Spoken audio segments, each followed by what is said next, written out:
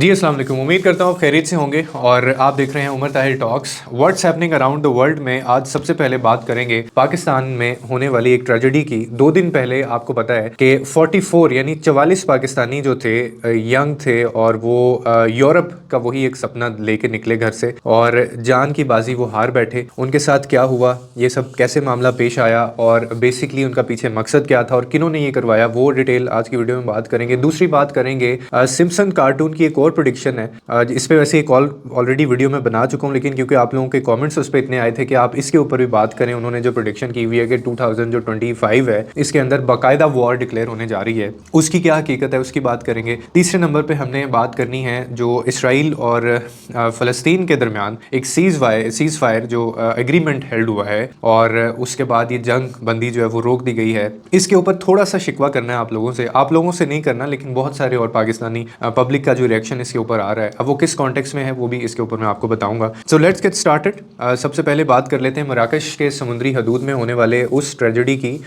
ये पहला वाकया नहीं है, इससे पहले यूनान में एक दफ़ा आपको पता है कि जाने वाली जो कश्ती थी वो अभी हम ये गम भूले नहीं थे, तो ये एक नई ट्रेजेडी जो है वो पेश आ गई। और इस बार जो नुकसान हुआ है और जिस तरह से हुआ है वो उसको बिल्कुल कंडेम करना चाहिए, लेकिन इसमें भी दो चीज़ें हैं और वो दो चीज़ें मैं आपसे अभी डिस्कस करता हूँ। पहले डिटेल बता देता हूँ कि हुआ क्या था। होता ये है कि कुछ पाकिस्तानी और कुछ नौजवान वही यूरोप का एक ख्वाब लेके घर वालों के लिए, अपनी गरीबी को ख़त्म करने के लिए, पॉवर्टी को ख़त्म करने के लिए, गुर्बत को ख़त्म करने के लिए फ़ैसला करते हैं कि जी हम इलीगल तरीके से कश्तियों के ज़रिए, समुद्रों के ज़रिए हम लोग जाएंगे यूरोप में। और वही एजेंट से रब्ते किए जाते हैं और रब्ते करने के बाद उनका सारी मामला तय पाते हैं और कुछ उनको पैसे दिए जाते हैं और फिर वो अपने सफ़र की तरफ गामजन होते हैं। अब बहुत ही आपको सादा से अल्फाज में बताऊँ, होता ये है कि एक स्टेज पे जाके जो एजेंट होते हैं वो उनसे पैसे डिमांड करना शुरू कर देते हैं कि हम इससे आगे आप लोगों को तब लेके जाएंगे या एंटरटेन हम लोग आपको तब करेंगे जब आपकी तरफ से हमें इतने पैसे दिए जाएंगे। अब वो जो गरीब लोग थे, बेचारे गरीब लोगों के बच्चों के ही थे ना, वो माँ बाप के बच्चे थे कि जो बेचारे इलीगल तरीके से बाहर जाना चाह रहे हैं और उनकी मजबूरी है जिसकी वजह से वो बाहर जाना चाह रहे हैं, वो इतने पैसे कहाँ से दे सकते थे। होता ये उनसे डिमांड की जाती है। अब वो कहते हैं हमारे पास इतने पैसे नहीं है। कुछ ये भी बताया जा रहा है कि कुछ उसमें ऐसे नौजवान उन्होंने अपने पीछे माँ बाप या जो भी उनके गार्डियंस थे उन्होंने उनसे राब्ते भी किए कि हमें और पैसों की ज़रूरत है, लेकिन पैसे नहीं थे। उनकी तरफ से उनको कहा गया कि जी हम पैसे नहीं दे सकते। उसके बाद उनको तशद्दुद का बाकायदा निशाना बनाया गया। इससे पहले आज तक जो नुकसान हुए हैं ना, उसमें या तो कश्ती, अल्लाह माफ़ करे, ऐसी ट्रेजेडीज़ हुई हैं कि वो कश्ती जो है वो समुद्र में उलट गई या कोई गिर गया और नुकसान हो गया या वो पकड़े गए। लेकिन ये जो अब नुकसान हुआ है ये इतना मतलब बहुत ट्रॉमेटाइज़ है कि उसकी तफसीलात यहाँ तक बताई जा रही हैं कि बाकायदा हथौड़ों से उनको मारा गया है, बाकायदा उनके ऊपर तशद्दुद किया गया है और बाकायदा मतलब कुछ लोगों को तो मार के समुंदर में लाशें फेंकी गई हैं उन लोगों के सामने जो ज़िंदा थे। अब इसमें अब देखें कि एक वो बंदा है आपके सामने, आपके ही भाइयों को या आपके ही जो साथ कोलीग्स हैं उनको मार के फेंक दिया जाए, आपके जहन के ऊपर इसका क्या इम्पैक्ट होगा। और बाद में आपको पता हो कि शायद अब मेरी बारी आने वाली है। इसी तरह एक ही घर के 4 भाई थे, उनमें से एक बच गया और उसकी जो ऑडियो लीक है, जो कॉल है उसकी रिकॉर्डिंग वो भी लीक हो गई है, जिसके अंदर वो बेचारा रोता हुआ बता रहा है, घर खबर दे रहा है कि मेरे भाई नहीं बचे हैं और उनके साथ ये हुआ है, मेरी आंखों के सामने उन्होंने उसको मारा है और मार के उन्होंने फेंक दिया समुद्र के अंदर। तो ये इस तरह से बहुत दर्दनाक मतलब ऐसी इसकी डिटेल्स हैं, इसको कंडेम करना चाहिए। लेकिन इसमें जो मैं आप मतलब टेक अवे क्या है इस चीज़ का, कि मेरा जो इस चीज़ में गिला होता है लोगों से या जो अपने बच्चों को बाहर भेजते हैं, कि this is not the first time. आपको ये पता होता है कि ये जिस तरीके से इलीगल मीन्स के अंदर ये जाते हैं, कभी ये पकड़े जाते हैं कभी ये नहीं पकड़े जाते, लेकिन still it is a risk, एक बहुत बड़ा रिस्क होता है। लेकिन मजबूरियाँ, लोग कहते हैं मजबूरियाँ होती हैं वो क्या करें, लेकिन आप ये क्यों नहीं सोचते कि आप एक ऐसा रिस्क लेने जा रहे हैं जो आपकी जान कि आपको प्राइस पे करनी पड़ सकती है और हो सकता है वो वापस ना आए। और ये कई दफ़ा ऐसा हुआ है और ये अभी भी ऐसा ही होगा। अभी इतनी बड़ी ट्रेजेडी हो गई है ना, टाइम बीइंगली बहुत सारे लोग कहेंगे, अफसोस भी कर रहे हैं लोग, लेकिन फिर भी लोग ये कदम उठाएंगे, अपने बच्चों को इसी तरह से बाहर भेजना वो प्रेफर करेंगे। और मुझे नहीं समझ आती क्यों, कि पता भी है कि इसमें इतना रिस्क है, कुछ भी हो सकता है और 90% चांसेस होते हैं कि जी ये आगे जाके या तो पकड़े जाते हैं या इनके साथ कोई ऐसा मामला पेश आ जाता है। कुछ 10% ऐसे होते हैं जो सेटल्ड हो जाते हैं, लेकिन फिर भी हम ये कदम उठाते हैं। लेकिन खैर हमारी जो कंडेम इसको करना चाहिए और हम बिल्कुल उन लोगों के साथ हैं, उन फैमिलीज़ के साथ हैं जिनके प्यारे, जिनके बच्चे, जिनके भाई बहन इस ट्रेजेडी के अंदर वो आए इसकी ज़द में, और बाकायदा हुकूमत पाकिस्तान से उनकी फ़ैमिलीज़ ने डिमांड्स की हैं कि इनका पता लगवाया जाए और इसकी जो है वो तफसीलात सामने लाई जाएँ और इसकी प्रॉपर इन्वेस्टिगेशन हो। लेकिन अब देखते हैं क्या होना है। दूसरे नंबर पे बात करेंगे सिम्पसन कार्टून की। मैंने लास्ट वीडियो इसके ऊपर बनाई थी और मैंने आपको कहा था कि इसका रियलिटी से कोई ताल्लुक़ नहीं होता। मैंने बहुत ही ज़्यादा क्लीन कट अंदाज में आपको कहा था कि अगर किसी इल्म को आज तक कल का इल्म अगर किसी को है ना कि कल क्या होने वाला है, तो वो सिर्फ़ मेरे अल्लाह को इस चीज़ का इल्म है। इसके अलावा कोई दुनिया के अंदर ऐसा शख्स ना गया है, ना आएगा और ना है अल्लाह के सिवा, जिसको ये पता हो कि भाई कल को क्या होने वाला है। ठीक है, जिसको ये पता हो कि भाई मौसम ऐसा होने वाला है। वेदर अपडेट्स होती हैं, आप अपने मोबाइल स्क्रीन पे जाते हैं, आपको पता ये तो चल जाता है। लेकिन कितनी दफ़ा ऐसे हुआ है कि आपको वो दिखा ये रहा होता है कि सुबह बारिश है लेकिन बारिश नहीं होती, दिखा ये रहा होता है सुबह धूप है लेकिन बारिश हो जाती है। तो ये सारे आपके फोरकास्ट तो आप करते हैं, प्रेडिक्शंस तो होती हैं, लेकिन 100% जो लोग इसको सच समझते हैं ना और बड़ा डिपेंड करते हैं वो कि भाई सिम्पसन कार्टून ने जो कह दिया वही सच है। अभी वो 2025 में उसने वॉर डिक्लेयर की हुई है। अब ये वॉर मैंने आपको आगे भी बताया था कि सीरीज़ ऑफ इंसिडेंट जो होते हैं ना, इसके पीछे पूरी एक टीम बैठी हुई है इस कार्टून के पीछे, और वो जो भी मुल्की या इकनॉमिक कंडीशंस होती हैं, स्टेबिलिटी पॉलिटिकल जो होती है, वो ये सारी चीज़ों को चेक करते हैं और होने वाले जो इंसिडेंट्स होते हैं थोड़ा सा अंदाज़ा हो ही जाता है ना। अब आपको कोई बंदा बता दे कि फ़लाँ जगह पे कोई इवेंट होने वाला है, अब मैं आपको 3 दिन पहले ही बता दूं कि वहाँ पे ये इवेंट हो रहा है, तो आपने तो इस चीज़ को मानना ही है ना। मुझे तो पहले ही पता है क्योंकि डे और दिन डिसाइड है वहाँ पे कि ये सारी चीज़ें होनी है।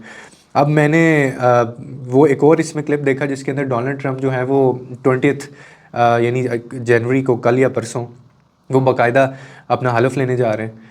तो ये भी उसमें बताया हुआ है कि सिम्पसन कार्टून ने ये भी कहा हुआ था कि 2025 के अंदर डोनाल्ड ट्रंप ने ये प्रेसिडेंट बन जाना है, और 20 ही तारीख को उन्होंने जाके ये अपना वो ओथ लेना है, वो क्या इनकी सेरेमनी एक होती है, व्हाट बुलशिट। तो इसी तरह से इसकी कोई हकीकत नहीं होती है। आप मेरे से मतलब मेरी ओपिनियन से आप डिसएग्री कर सकते हैं, लेकिन इसमें कोई किसी किस्म की हकीकत नहीं है। ये सिर्फ अपने दिमाग ख़राब और अपने कॉन्सेप्ट ख़राब करने वाली बात होती है। ठीक है, ये जैसे हम लोग पीर बाबों के पास नहीं जाते, या इस चक्कर में जादू टोने के चक्कर में कुछ लोग पड़ जाते हैं, उनका दिमाग इतना ख़राब हो जाता है, फिर वो नाउज़ बिल्ला वो अल्लाह को छोड़ के, दुआ को छोड़ के, नमाज इबादत को छोड़ के वो उनके ऊपर डिपेंड करना शुरू कर देता है। तो ये आपके साथ ये चीज़ें इसी तरह से करती हैं। ठीक है, आपका अकीदा, हम तो वैसे भी मुसलमान हैं, हमारा तो अकीदा ये, हमें तो, हाँ आप उसको शुगल के लिए देख लें, आप इंटरटेनमेंट मुझे उसको देख लें। जैसे मुझे जब कोई पता चलता है तो मैं हंसता हूँ, मैं कहता हूँ हाँ अच्छा इसको पहले ही पता था। एनीवे, तो इसमें कोई इस तरह की वो हकीकत नहीं होती।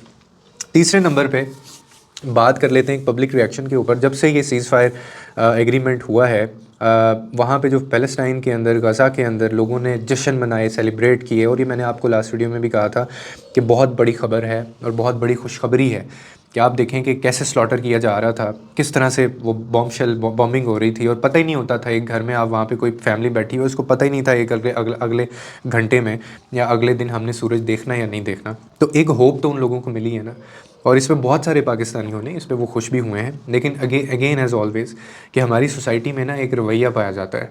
मैं बहुत सारी वीडियोस देख रहा हूँ सोशल मीडिया के ऊपर, कुछ ऐसी चल रही हैं जो लोग कह रहे हैं कि हाँ हमें बहुत खुशी तो है इस चीज़ की, लेकिन जो जानी नुकसान पहले हुआ, जो बच्चे चले गए, जो फैमिलीज़ चले गई, उनका जो प्राइस है वो कौन पे करेगा। हमें इस चीज़ पे खुश नहीं होना चाहिए। मैं इसको इस तरह से कहता हूँ कि हमें बिल्कुल उस चीज़ के ऊपर खुश नहीं होना चाहिए, and we admit that, we understand that कि वो जो एक चलता आ रहा था वो सिलसिला, उसके अंदर नुकसान हमारा ही हुआ है, हमारे मुसलमान भाई बहनों का ही हुआ है, हमारी फैमिलीज़ का ही हुआ है, वो हमारे अपने ही थे, हमारा अपना खून था वो। लेकिन आप उस चीज़ को अब छोड़ के, जो एक अच्छी चीज़ हुई है जिसको हमें सेलिब्रेट करना चाहिए फॉर द मोमेंट, कि यार एक मतलब जो खौफ और हरास था हमारे बीच भी, और ख़बर आती थी, फिर हम तो सिर्फ बात ही कर रहे हैं ना क्योंकि हमारे साथ हुआ नहीं है।